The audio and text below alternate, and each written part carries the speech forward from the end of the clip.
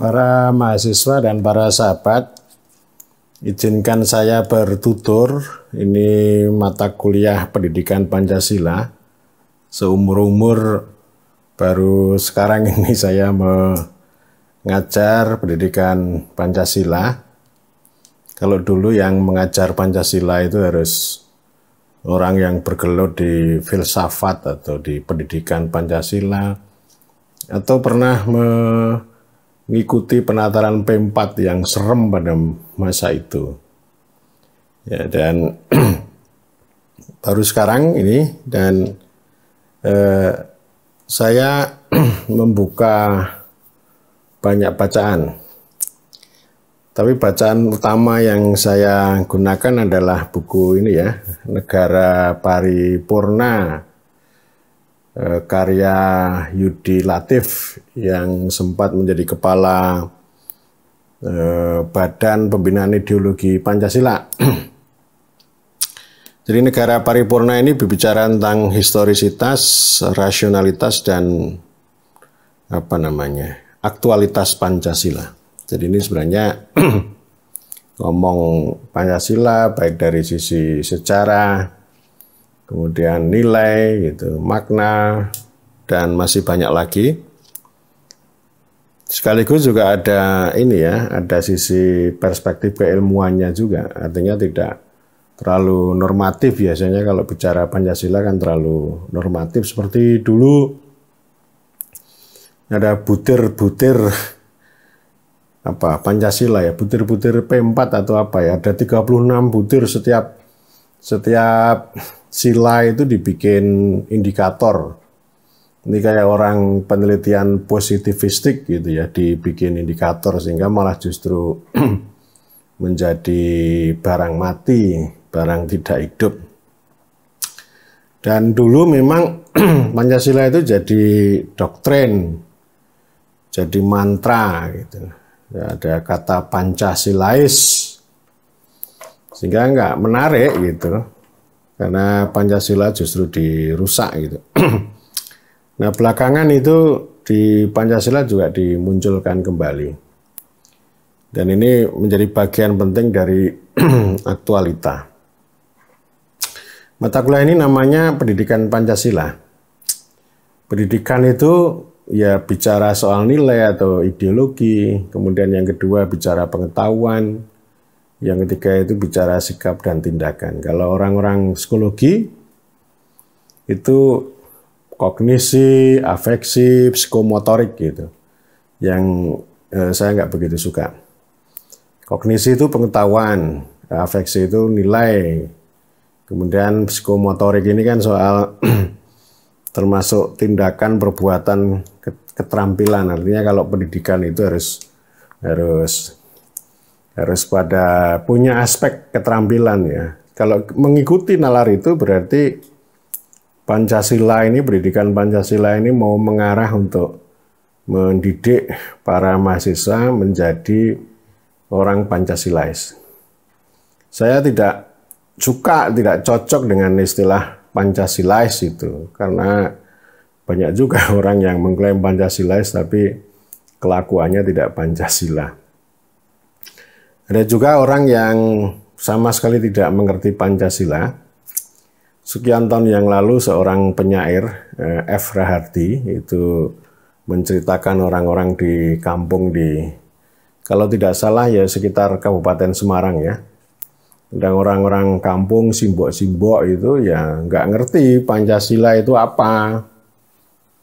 Ya, tetapi dia berpraktek Pancasila. Ya. Baik dari sisi ketuhanan, kemanusiaan gitu. Pokoknya indikator-indikatornya itu dijalankan sama simbok-simbok itu. Meskipun dia tidak mengenal Pancasila, dia tidak mengenal indikator setiap sila dalam Pancasila itu. Jadi kosakata Pancasilais itu nanti bisa absurd, bisa rusak. Seperti orang yang merasa terlalu agamis, lalu menuding orang lain itu kafir gitu. Anda kafir, Anda tidak Pancasilais, bukan itu ya. Ini berbahaya, menurut saya berbahaya. Jadi artinya malah justru itu merusak Pancasila.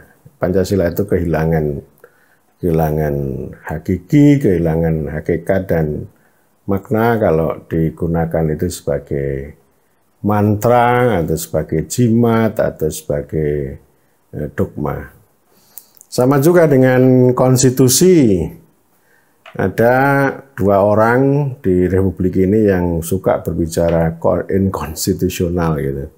Yang pertama Jenderal Soeharto yang dulu jadi presiden, kemudian ada seorang profesor ya, suka ini inkonstitusional ya. Itu artinya dia menggunakan konstitusi itu sebagai mantra, sebagai doa, sebagai dogma atau sebagai jimat.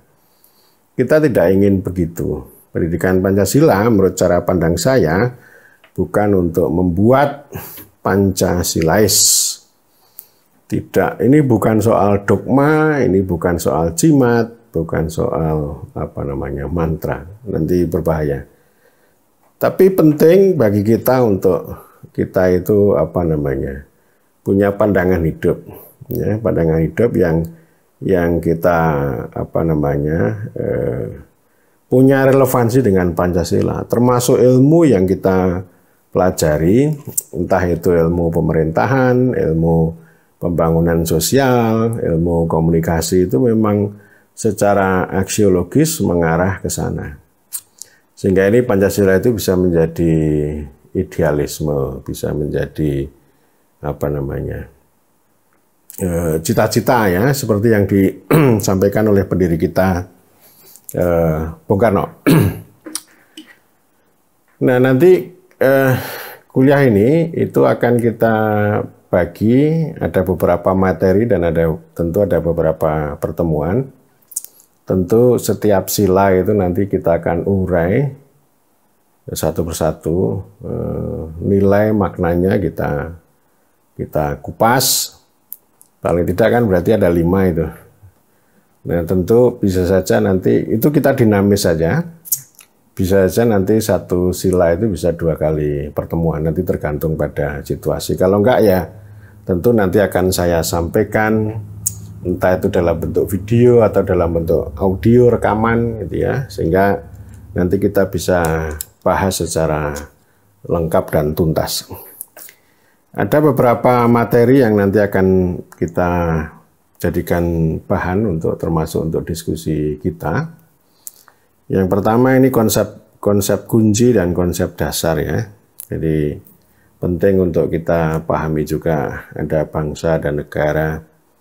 Itu nanti kita bahas, ada rakyat ya. Itu satu dulu. Kemudian yang kedua adalah makna umum Pancasila. Nanti kita kupas apa itu dasar negara, lalu filosofi Grondslag, Weltanschauung gitu, termasuk ideologi. Ya. Bahkan juga ada yang mengatakan Pancasila itu moralitas bangsa. Ada juga yang lain mengatakan sumber dari segala sumber hukum. Gitu ya. Ya ini yang kedua. Kemudian yang ketiga itu Pancasila sebagai kearifan Nusantara. Ini penting bagi pembentukan nation state ya. Ya, setiap bangsa itu akan menemukan elan, menemukan spiritnya, menemukan nilai gitu. Dan tentu nanti Pancasila ini akan kita kaitkan dengan ideologi universal. Ya, kalau kita sandingkan dengan yang ada di Perancis misalnya seperti liberté gitu.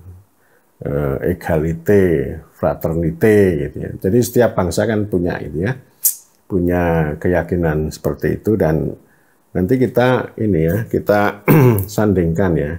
Kita bisa mengatakan bahwa nilai-nilai ketuhanan, kemanusiaan, nasionalisme, demokrasi, kerakyatan dan keadilan itu sebenarnya universal. Tetapi Pancasila sebagai sebutan atau sebagai kosakata, sebagai wacana gitu, itu kan khas Indonesia. Dan tentu ini nilai-nilainya itu digali dari dari pengalaman Nusantara. Itu yang kemudian saya sebut juga sebagai dekolonisasi ya. Jadi kita keluar dari cekeraman kolonisasi atau imperialisme dari Barat. Kemudian yang keempat ini Pancasila sebagai pemersatu. Tidak hanya mempersatukan bangsa, tetapi kalau kita membaca buku Negara Paripurna itu, setiap sila itu maknanya adalah mempersatukan.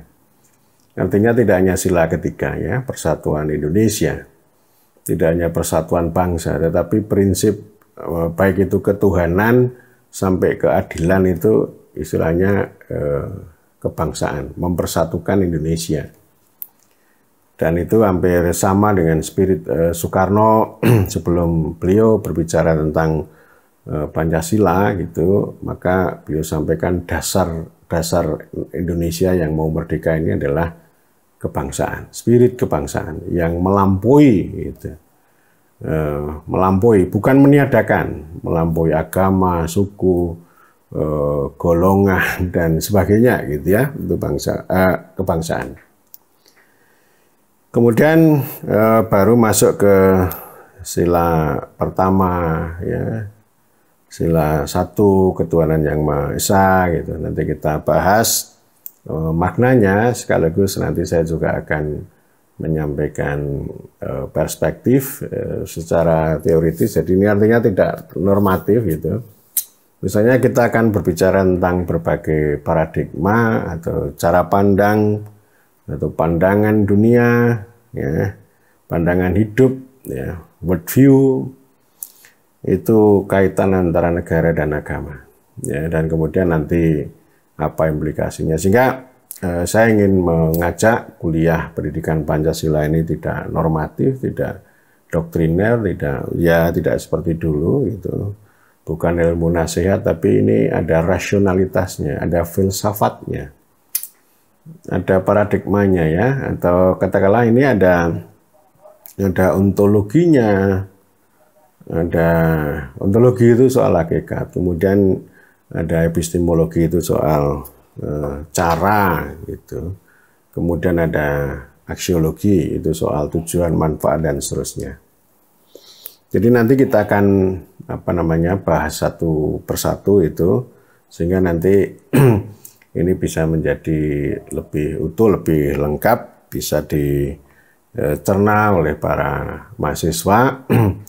Paling tidak dengan kita kuliah ini kan di satu sisi bukan untuk hafalan semata, tapi juga tidak bermaksud untuk membentuk budi pekerti atau akhlak yang Pancasilais, bukan. Tapi kita membentuk itu tadi ya, pengetahuan, nilai gitu ya, dan sikap ya. Bagi kita bisa menyikapi berbagai gejala ya. Karena bagaimanapun ya, kita ini hidup bersama itu penting ada satu nilai gitu ya. Jadi saya nggak begitu cocok dengan moralisme atau dengan moralitas, dan soal nilai, soal moralitas itu nanti kita akan bahas pada makna umum Pancasila ini. Nah, dari situ kita bisa memulai ya. Saya mengikuti tradisi di PBNU ya, PBNU, Pengurus Besar Nahdlatul Ulama. PBNU itu maksudnya tidak hanya itu, tapi punya spirit di balik PBNU, di balik Nahdlatul Ulama ada Pancasila, ada Bhinneka Tunggal Ika, ada NKRI, ada Undang-Undang Dasar 1945, itu PBNU ya. Artinya kita berbicara Pancasila itu ya utuh gitu. Ya sama dengan buku Yudi Latif ini ngomong tentang konstitusi juga gitu. Karena sebenarnya kan kalau ketika BPU PKI mulai bersidang, sang ketua Dr. Rajiman Widya Diningrat itu kan menyampaikan pertanyaan saudara-saudara gitu, apa dasar negara yang mau kita pakai gitu. Nah ini kan membuka perdebatan yang luar biasa, dan akhirnya disepakati Pancasila itu ya, meskipun itu perdebatannya sangat panjang dan kesepakatannya tidak bulat utuh secara total ya. Tapi paling tidak sekarang hari ini begitu 18 Agustus 1945 itu Pancasila ditetapkan sebagai dasar negara, itulah yang kita pakai, itulah yang kita junjung tinggi. Tetapi saya ingin mengatakan bahwa Pancasila bukan sebagai sesuatu yang dogmatis gitu, tetapi sesuatu yang hidup, atau apa namanya, bintang penuntun ya, kata Bung Karno ya. Jadi ada meja yang statis yang melandasi seperti fondasi, tapi juga sebagai bintang penuntun yang dinamis. Kita harus kontekstualisasikan dengan perkembangan zaman gitu. Dan memang kalau sekarang yang terjadi, orang ngomong Pancasila itu yang ngomong normatif banget. Ya orang di mana-mana nulis Pancasila, di kantor-kantor negara juga ada apa namanya, gambar Garudanya, lalu ada Pancasila, tapi tindakannya itu tidak mencerminkan Pancasila. Maksud saya bukan dari sisi budi pekertinya, bukan dari sisi akhlaknya ya. Kalau itu sih soal akhlak dan sebagainya, ini kan soal agama. Agama kan juga sudah menuntun ya. Budi pekerti juga sudah dituntun oleh agama, oleh norma sosial gitu. Jadi ini yang paradoks yang nanti kita akan ulas juga. Ada orang yang sangat religius, sangat agamis gitu, tapi lalim dengan orang lain gitu. Ya. Jadi kalau urusan agama dia baik banget ya. Termasuk dia memberi bantuan pada orang lain gitu. Ya. Bantu macam-macam gitu. Tapi dia di kantor itu lalim ya. Lalim di kantor, budiman, dermawan, baik itu di kampung, di masyarakat. Sehingga dalam dunia masyarakat kita yang dipahami oleh orang Barat itu, banyak pemimpin Indonesia itu yang menjadi apa namanya, exemplary leader gitu ya, atau pusat teladan, pusat anutan ya, menjadi teladan gitu. Teladannya di masyarakat bagi orang banyak itu ya, karena dia baik begitu. Tapi dia di kantornya itu lalim sama anak buah. Lalim itu ya suka menindas anak buah dan suka mengambil lebih ya.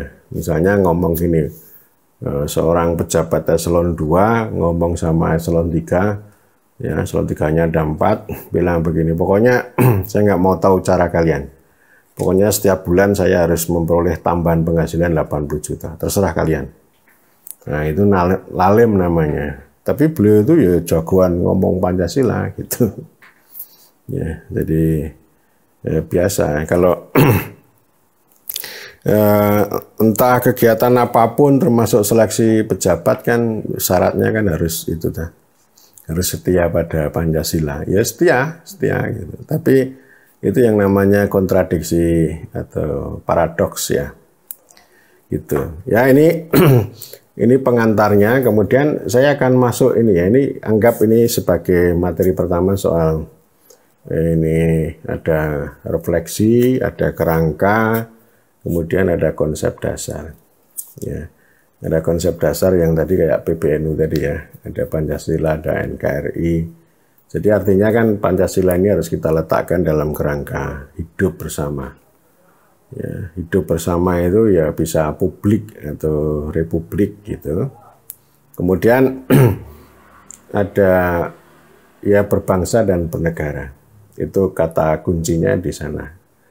Ya bangsa itu hidup bersama gitu. Berbeda dengan kalau kita keluarga ya. Kalaupun kita masyarakat pun juga hidup bersama, tetapi kalau ini kan namanya negara itu sebagai human society ya, sebagai masyarakat manusia gitu. Sehingga ini penting kita pahami tentang konsep kita bernegara, kita berbangsa, bermasyarakat itu akan saya uraikan di sini. Ya. Jadi kita biasa mengenal ada negara, ada negeri, ada bangsa, ada penduduk, ada masyarakat, ada rakyat, ada warga. Yang kadang-kadang kita tidak tidak pas. Apakah ini definisi ini mungkin di pendidikan kewarganegaraan? Saya nggak tahu, saya nggak tahu isi ini ya. Tapi penting juga, mungkin ada titik-titik interseksi antara kuliah Pancasila dengan kewarganegaraan. Tapi kan kita harus sampaikan juga bahwa Pancasila itu sebagai landasan untuk masyarakat berbangsa dan bernegara. Baik itu secara institusional, secara kelembagaan maupun secara individual orang per orang. Ya, jadi kita salah kaprah semua dalam hal itu. Jadi misalnya ya Pancasila sebagai dasar negara, tapi dipahami sebagai budi pekerti, sebagai akhlak gitu. Lalu muncul Pancasila, jadi kacau kita ini ya. Kemudian ada pemahaman bahwa ini negara tapi dibikin negeri. Seharusnya pemerintah tapi dibikin negara. Seharusnya ngomong warga tapi yang diomongkan masyarakat. Itu soal kelihatannya sepele ya, tetapi setiap konsep, setiap kata kunci, setiap definisi itu akan mempengaruhi imajinasi orang, dan imajinasi itu akan membentuk persepsi, membentuk cara pandang dan tindakan. Jadi kalau hal-hal seperti itu sudah salah kaprah, begitu sudah keliru, maka nanti yang lain-lain akan keliru juga gitu. Dan salah kaprah itu kesalahan yang dibenarkan dan diawetkan. Kesalahan yang dianggap sebagai kebenaran. Sebagai contoh misalnya perguruan tinggi negeri. Ya. Ini udah ngawur banget ini. Udah ngawur. Ya, lalu ada perguruan tinggi swasta. Lalu kalau swasta itu kan identik dengan cari untung gitu ya. Kan swasta gitu ya. Lalu yang dicari keuntungan, laba gitu. Padahal itu salah. Mosok negeri dibandingkan dengan swasta, ya. Kalau swasta itu dibandingkan dengan publik, gitu. Kalau negeri itu dengan negara. Ya. Jadi yang betul adalah perguruan tinggi negara. Ya. Misalnya Universitas Negeri Yogyakarta, misalnya. Itu istilah konsep yang ngawur, goblok gitu. Yang bikin negeri itu goblok. Ya. Sama juga dengan pegawai negeri sipil itu yang bikin istilah itu goblok banget. Seharusnya yang benar seperti sekarang, aparat sipil negara. Itu negara mereka, itu pegawai negara, bukan pegawai negeri. Ya. Yang betul adalah perguruan tinggi negara. Nah, yang membedakan adalah perguruan tinggi masyarakat. Yang disebut perguruan tinggi swasta itu seharusnya perguruan tinggi masyarakat. Perguruan tinggi yang didirikan, dibentuk, dikelola oleh masyarakat, bukan negara gitu ya. Jadi masyarakat itu artinya bukan negara. Sebaliknya yang perguruan tinggi negara itu yang bukan masyarakat gitu. Nah, kalau masyarakat itu artinya kan ada spirit voluntaris ya, spirit sukarela. Jadi tidak mencari keuntungan, tidak mencari laba. Itu beda pengertiannya kalau perguruan tinggi swasta. Swasta itu ya privat, pribadi gitu. Ya, ini kan perguruan tinggi masyarakat juga publik juga gitu. Bukan swasta tapi publik ya. Publik itu artinya milik orang banyak untuk melayani kepentingan orang banyak. Bukan semata-mata mencari keuntungan secara pribadi, baik itu pendirinya, pengurusnya, pembinanya dan sebagainya gitu. Nah, ini salah kaprah itu udah banyak sekali itu. Dan udah dibiasakan ya. Nanti kita memahami negara itu, ya pokoknya negara itu segala-galanya. Gitu. Ada bela negara, ada ibu negara, ada istana negara, ada hutan negara. Itu juga pemahaman yang ngawur. Itu artinya serba negara. Kalau dalam teori disebut sebagai state qua state, negara itu hanya untuk dirinya sendiri. Pokoknya label-label negara itu ngeri itu. Ya, padahal konstitusi itu mengajarkan bahwa sebenarnya konsepnya itu negara rakyat, ya. Negara hukum, negara rakyat, Kalau kita belajar pada konstitusi ada 100 kata negara dan ada 100 kata rakyat. Ini sama-sama pentingnya. Ini rakyat sama negara ini dua hal yang berbeda. Ya, saya kembali ke situ. Negeri itu tumpah darah. Tumpah darah, tanah air gitu ya. Kalau itu yang namanya country ya. Kalau dalam bahasa ini namanya country gitu. Country itu berbeda dengan negara. Kalau di barat kan country. Sebagai contoh orang Amerika biasa bilang right wrong is my country. Benar atau salah adalah negeri saya. Jadi tidak ada kalimat right wrong is my state. Benar atau salah adalah negara saya. Tapi itu country atau negeri, ungkapan itu menunjukkan sebuah patriotisme, cinta tanah air, yang kemudian itu melandasi prinsip nasionalisme. Tentu ini negeri ini akan sangat dekat dengan bangsa. Bangsa itu imajinasi. Ya, Indonesia itu bangsa yang itu ditelurkan secara menggelora, secara resmi pada Sumpah Pemuda. Meskipun negara Indonesia pada tahun 1928 itu belum terbentuk. Tetapi para pemuda menyampaikan sumpah berbangsa satu. Bangsa Indonesia, berbahasa satu, bahasa Indonesia. Jadi artinya negara ini, maksudnya Indonesia ini lebih duluan ya, lebih duluan bangsanya daripada negaranya. Meskipun nanti secara kelembagaan, negara itu ya ada terus. Jadi tahun 45 itu ya, ketika negara itu terbentuk, tapi sebenarnya aparat negara itu sudah ada, itu warisan kolonial itu. Jadi yang berganti adalah namanya dari Hindia Belanda ke Indonesia. Pemerintahnya juga berganti. Yang sebelumnya kolonial lalu pemerintah Republik Indonesia. Tapi negara sebagai aparat itu sudah ada ya. Saya kembali ke tadi ya, kalau negeri jelas ya, satu negeri. Kemudian bangsa. Bangsa itu konsep budaya. Kita ini bersuku-suku. Ya. Sukunya macam-macam. Lalu sepakat untuk menjadi bangsa Indonesia satu gitu. Ini imajinasi. Menurut Benedict Anderson, nation atau bangsa itu adalah imagine community. Komunitas yang terbayangkan. Jadi bangsa itu sesuatu yang abstrak. Kalau negara bisa dilihat. Meskipun negara itu juga abstrak, tapi bangsa lebih abstrak. Kalau negara itu bisa dilihat secara real dari aparat sipil negara, PNS. Bahkan fasilitas publik itu juga negara. Traffic light di perempatan jalan itu juga negara. Itu adalah perangkat negara. Ya.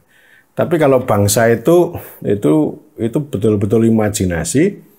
Nah, supaya orang Indonesia yang kemudian mengaku bersepakat menjadi bangsa Indonesia itu dilambangkan melalui Garuda, burung Garuda, melalui merah putih, lalu lagu kebangsaan Indonesia Raya.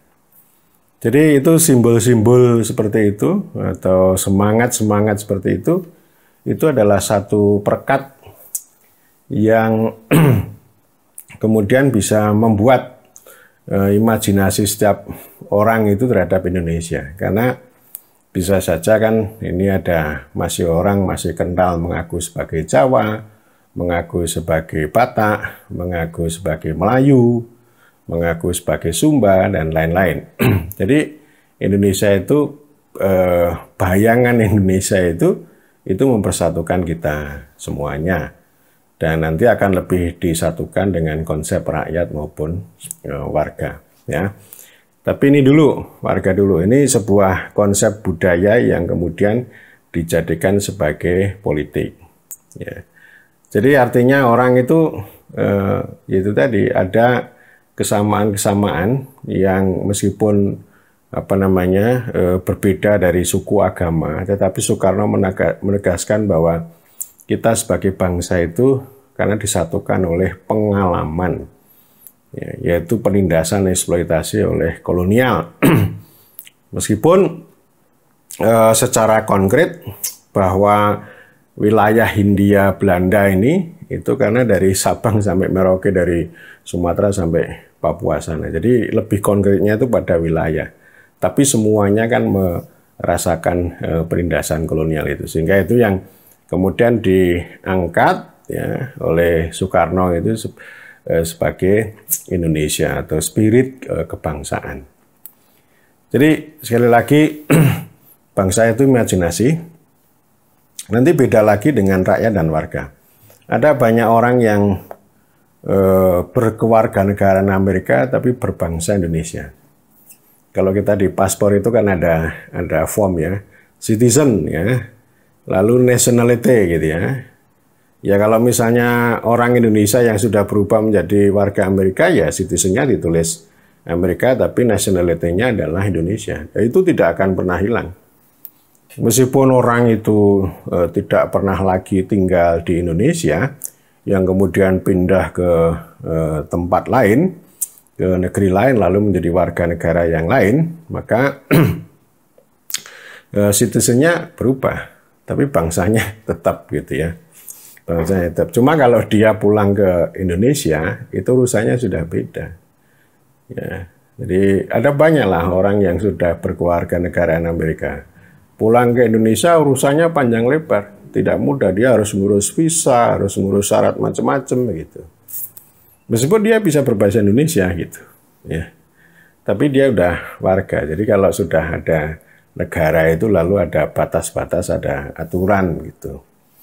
Ya, itu itu namanya negeri, negaranya nanti dulu ya. Negeri sama bangsa. Negeri sama bangsa. Kemudian yang ketiga adalah negara.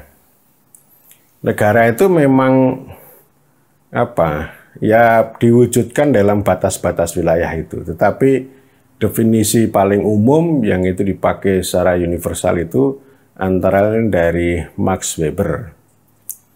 Jadi dari sosiolog Max Weber, dia bilang bahwa negara itu adalah masyarakat manusia yang berhasil memonopoli penggunaan sarana-sarana kekerasan dan paksa secara absah dalam wilayah tertentu.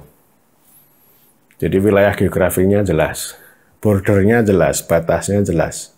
Timor Leste Indonesia, Indonesia dengan Malaysia itu bordernya jelas. Jadi kalau kita mau ke Malaysia itu nanti pakai apa namanya aturannya di sana, ada pemaksanya. Ya, ada pemaksa. Anda harus punya paspor, Anda harus punya apa namanya visa, Anda harus kami cek, kami periksa dan sebagainya. Itu namanya pemaksa. Ya. Jadi yang jelas negara itu sebagai subjek, sebagai masyarakat manusia. Ya, ini sebuah asosiasi ya. Negara itu sebuah asosiasi. Jadi Anda jangan membayangkan negara itu pertama-tama sebagai wilayah. Artinya yang terpenting adalah institusi atau asosiasi manusia itu yang bekerja dalam wilayah tertentu. Ya. Nah, itu konkretnya siapa? Gitu. Konkretnya ya aparat negara itu, ya. Aparat negara itu yang kemudian mengontrol wilayah menggunakan sarana-sarana paksa dan kekerasan, gitu. Sekali lagi, kayak seperti traffic light, lampu lalu lintas itu adalah negara, karena dia memaksa. Tetapi intinya, negara dibuat itu untuk dua hal. Ya. Yang pertama adalah rule of law. Rule of law itu artinya, rule itu, mohon maaf, bukan rule of law. Law and order, saya selalu keliru. Law and order. Hukum dan ketertiban. Hukum itu maknanya adalah kehendak politik. Ekspresi kehendak politik. Keputusan politik, aspirasi dari rakyat itu diputuskan oleh institusi pemegang kedaulatan rakyat lalu menjadi hukum. Ada hukum dasar yang disebut konstitusi, lalu ada hukum yaitu undang-undang. Jadi undang-undang itu atau hukum itu bukan dibuat oleh sarjana hukum, oleh pakar hukum bukan, tetapi dibuat oleh institusi pemegang kedaulatan rakyat. Dalam hal ini adalah Presiden dan DPR. Kalau di daerah ada Bupati Wali Kota dan DPRD. Jadi undang-undang itu yang harus dipahami dia sebagai kehendak politik. Kehendak politik itu artinya ya dia mengkanalisasi, dia menyalurkan visi politik, kepentingan politik orang banyak. Tetapi sekaligus juga dilimitasi, dibatasi. Jadi intinya hukum itu sama dengan institusi. Institusi itu maknanya adalah mengkanalisasi kepentingan dan sekaligus juga melimitasi kepentingan. Contohnya misalnya begini, itu namanya prinsip publik itu begitu. Orang mau membangun rumah, ada ketentuan yang namanya IMB, izin mendirikan bangunan. Orang bertanya, loh ini rumah-rumah saya sendiri, tanah-tanah saya sendiri, kenapa saya harus izin? Gitu. Ya. Ini yang jadi pokok persoalan. Persoalannya begini, ya. Anda punya hak untuk membangun rumah. Satu itu ya, itu haknya, kepentingannya dikanalisasi, disalurkan. Tetapi Anda kena limitasi. Karena apa? Karena Anda membangun rumah, menempati rumah itu tidak boleh merugikan tetangga, tidak boleh merugikan lingkungan, tidak boleh mengganggu orang banyak. Misalnya begitu. Misalnya orang mau bikin apartemen itu 400 unit itu kan nanti punya implikasi merugikan orang banyak sehingga perlu izin, ya. Nah, jadi izin itu maknanya di situ.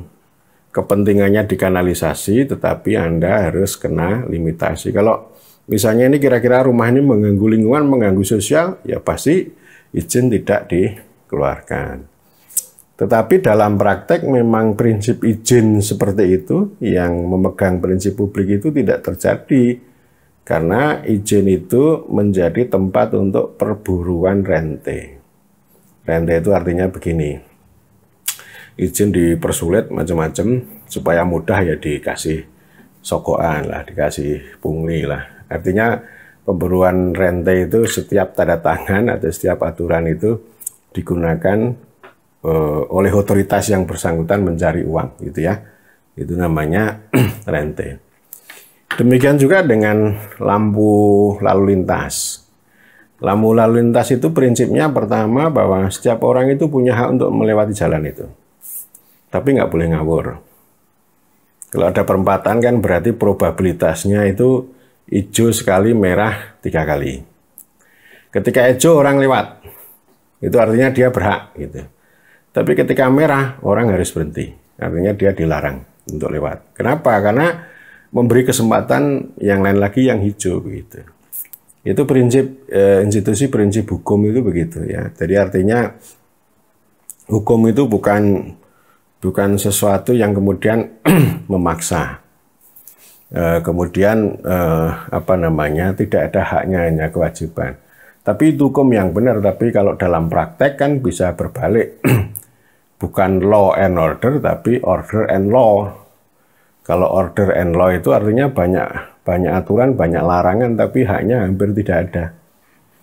Jadi orang itu mau meraih satu hak, tapi kewajibannya bisa 10 atau bisa 100. Itu namanya order and law, kebalik-balik itu namanya.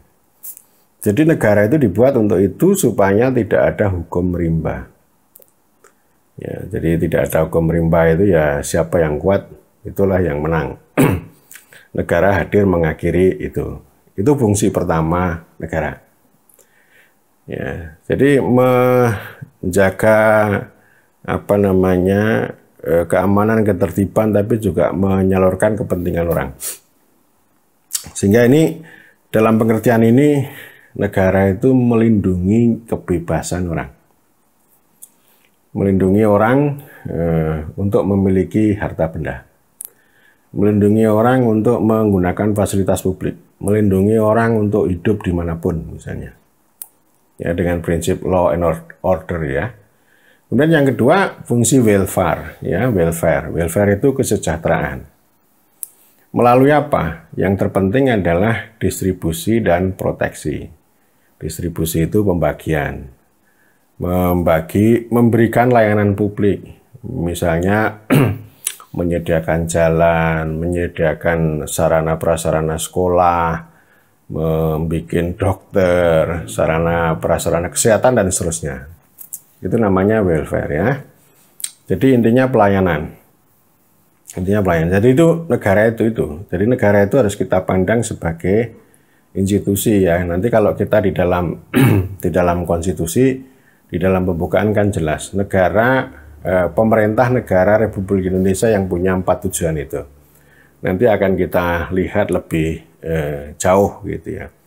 Artinya memang kita ngomong Pancasila itu arahnya ke sana.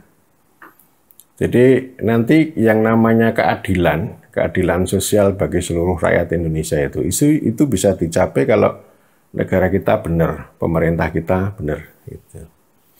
Ya itu namanya negara. Negara itu bisa dalam posisi yang statis itu ya wilayah itu namanya statis. Atau bisa juga dalam bentuk lambang-lambang negara atau dasar negara termasuk Pancasila itu statis. Tapi yang namanya Presiden Soekarno pada waktu itu harus ada unsur dinamisnya yang mendinamisir, ya. Nah, kalau negara itu sering disebut statis, maka pemerintah itu dinamis. Jadi pemerintah itu berbeda dengan negara. Ya, kalau negara itu secara konkret diwujudkan dengan aparat sipil negara. Polisi, tentara, jaksa, hakim itu negara. Camat itu negara gitu. Tapi kalau pemerintah itu adalah supreme authority, pemegang otoritas tertinggi dalam negara. Ya. Ini ada presiden, ada menteri, ada gubernur, ya, ada bupati, wali kota, kepala desa. Nah, itu yang pertama. Legislatif itu juga penyelenggara pemerintahan. Penyelenggara pemerintahan artinya mereka itu mempunyai kekuasaan, kewenangan untuk mengatur dan mengurus, termasuk membuat keputusan, membuat undang-undang, membuat peraturan daerah. Yang ini semuanya harus mengacu pada konstitusi dan Pancasila. Ya, jadi pemerintah itu begitu, ya. Pemerintah itu dinamis. Pemerintah itu institusi politik, dia dibentuk oleh rakyat. Presiden itu dibentuk oleh rakyat. Jadi artinya pemilihan umum, pemilihan presiden itu sebagai arena, sebagai proses politik bagi rakyat untuk membentuk pemerintah. Nah, pemerintah itu tugasnya apa? Tugas yang paling terpenting adalah menggerakkan negara, memerintah aparat sipil negara, memerintah Kapolri dan anggotanya, memerintah TNI dan sebagainya, agar dua fungsi tadi, ya, law and order, dan yang kedua adalah welfare itu berjalan. Jadi kalau yang berhubungan secara langsung, ya, itu tadi aparat sipil negara. Orang ngurus izin, orang ngurus mau mau memperoleh layanan kesehatan, ya tangan-tangan negara ini. Kalau pemerintah itu memastikan negara ini bekerja dengan baik. Itu bedanya antara pemerintah dengan negara. Orang bisa menentang kebijakan pemerintah. Itu hal yang biasa. Kebijakannya nggak benar bisa ditentang. Tapi kalau menentang negara, itu bisa bahaya. Misalnya melawan Pancasila, melawan Merah Putih, melawan lagu Indonesia Raya, melawan, ya pokoknya simbol-simbol negara gitu. Itu berbeda. Jadi kalau melawan negara itu disebut sebagai pengkhianatan bahkan pemberontakan, ya, atau sering disebut dengan makar ekstrimnya itu. Tapi makar bisa juga dialamatkan pada pemerintah, pada presiden. Kalau dia melakukan tindakan secara inkonstitusional yang berbeda dengan prinsip-prinsip konstitusi, misalnya seperti kudeta itu sebagai salah satu bentuk makar. Nah, kita mengenal presiden itu kepala pemerintahan dan kepala negara. Ya. Jadi kalau kepala negara itu ya misalnya mengangkat apa namanya duta, memberikan penghargaan, memimpin upacara, memberikan gerasi, amnesti, itu kepala negara. Tapi presiden dalam keseharian setiap hari itu sebagai kepala pemerintahan. Misalnya dia membuat kebijakan, dia membuat hukum, dia mengeluarkan peraturan pemerintah, mengeluarkan peraturan presiden, menyuruh menteri, kunjungan, bertemu rakyat, itu kepala pemerintahan, dia sebagai pemerintah gitu. Ya, jadi dinamis, makanya dia setiap hari, kalau kepala negara itu tidak setiap hari. Ya, Anda bisa membedakan ya.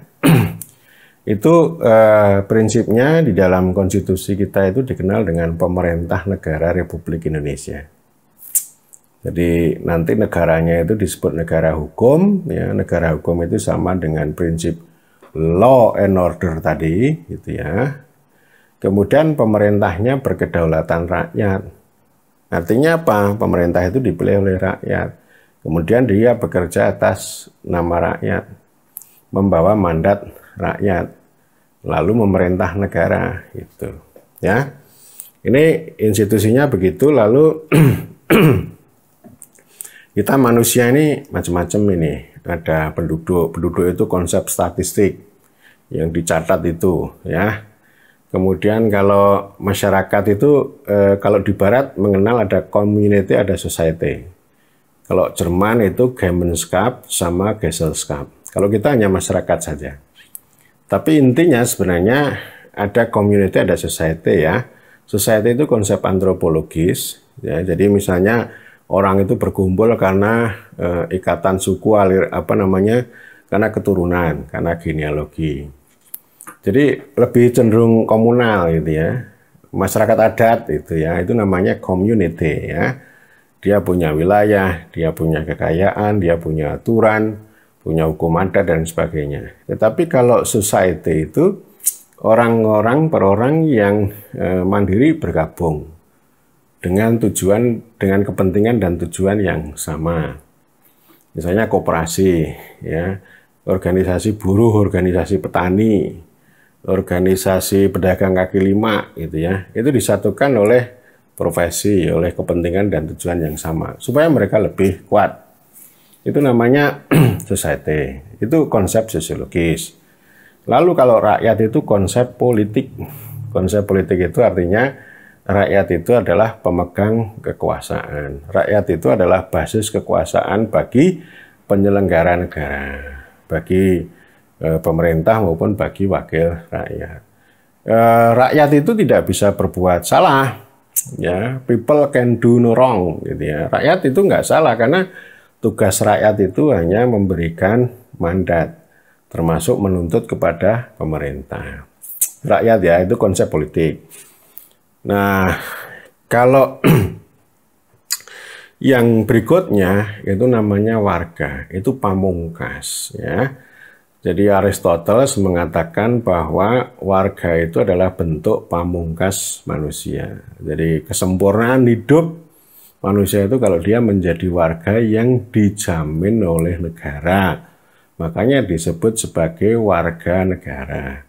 Warga negara ini adalah konsep hukum yang itu ditransformasikan melalui pemerintahan, ya. Jadi pemegang kedaulatan rakyat itu membuat hukum untuk memastikan prinsip-prinsip konstitusi itu menjamin hak dan kewajiban warga.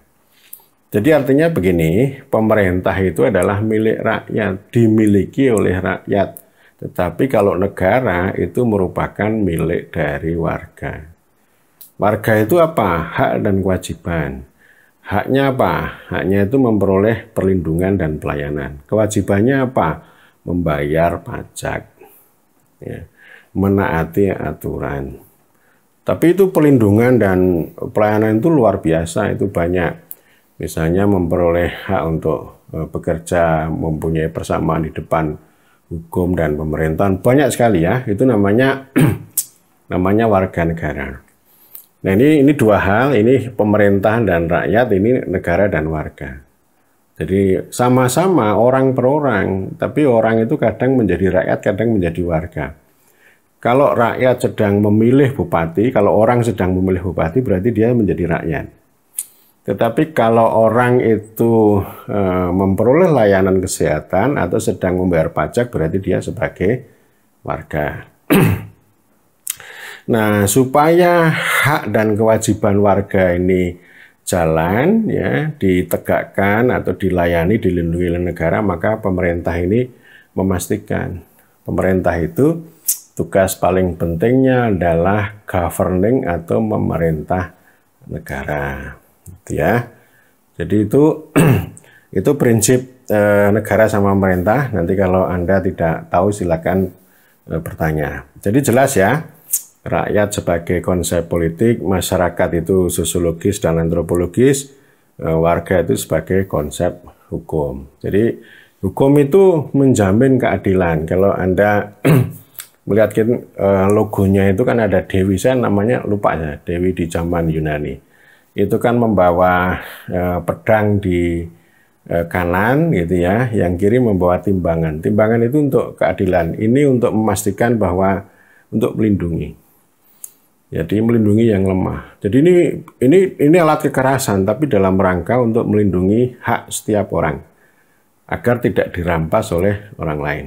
Jadi intinya setiap orang, setiap warga itu punya hak untuk melampiaskan kepentingannya, tetapi jangan sampai kepentingan itu merugikan atau mengganggu atau mencelakakan orang lain atau warga yang lain. Nah, itu dijamin oleh hukum itu ya. Jadi itu prinsip-prinsip dasarnya, konsep dasarnya itu nanti kita bisa sambung kembali. Ya, ini konsep dasar, artinya nanti Pancasila itu harus kita letakkan sebagai dasar negara itu. Jadi negaranya itu loh, negara ini kaitannya dengan itu tadi, ada rakyat, ada pemerintah, ada negara, sama ada warga. Kalau warga berkumpul gitu ya, itu namanya masyarakat. Ada masyarakat ekonomi, ada masyarakat politik, ada masyarakat ekonomi, gitu. Masyarakat sipil juga, gitu. Ya, saya kira demikian dulu. Nanti kita sambung di putaran kedua. Terima kasih.